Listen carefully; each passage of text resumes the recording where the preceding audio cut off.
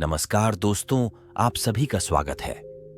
दोस्तों, आज के इस कहानी के जरिए में मन को वश में करने के लिए क्या करें, बुद्ध की कहानी शेयर करके आपको बताने वाला हूं कि आप मन को वश में करने के लिए क्या कर सकते हैं। तो बिना समय को गंवाए चलिए जानते हैं कि हम सब मन को वश में करने के लिए क्या कर सकते हैं।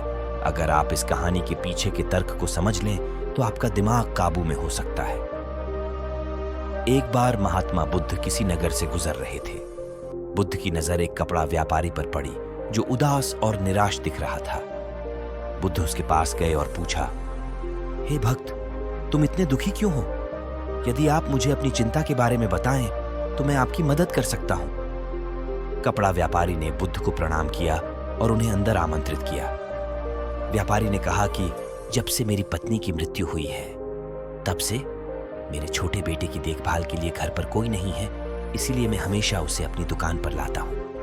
लेकिन वह मेरी दुकान पर आने वाले हर ग्राहक की पगड़ी उतार देता है और कभी कभी उनका बैग उठाकर बाहर फेंक देता है। मैंने डांटा, बहुत समझाने की कोशिश की, लेकिन वह नहीं समझा। उसकी हरकतों से मेरे सभी ग्राहक अपमानित महसूस करते हैं और वापस चले जाते हैं। बुद्ध ने कहा, मैं तुम्हारी मदद कर सकता हूं, लेकिन तुम मुझसे वादा करो कि तुम मेरे किसी भी काम में हस्तक्षेप नहीं करोगे, न ही कोई सवाल पूछोगे। व्यापारी बुद्ध से एक वादा करता है। अगले दिन बुद्ध पगड़ी पहनकर आए और ग्राहक की तरह बैठे। व्यापारी के बेटे ने आकर बुद्ध की पगड़ी उछाल दी। महात्मा बुद्ध मुस्कुराए और बोले, बहुत अच्छा, जाओ और वह पगड़ी वापस ले आओ।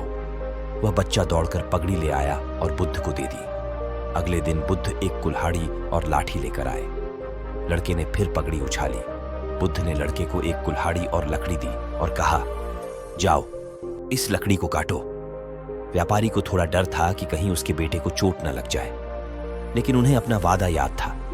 7 दिनों तक महात्मा बुद्ध कोई न कोई नया काम लेकर आते और लड़के से करवाते। जल्द ही लड़का भूल गया कि उसे किसी की पगड़ी उछालनी है। व्यापारी बहुत खुश हुआ और बुद्ध को धन्यवाद दिया।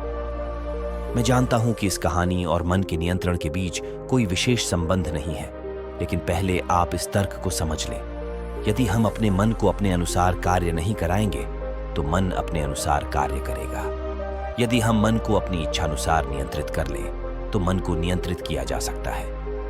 मन 2 तरह से काम कर सकता है। पहला, मन अपनी इच्छानुसार काम कर सकता है, या दूसरा, हम मन से अपनी इच्छानुसार काम करा सकते हैं।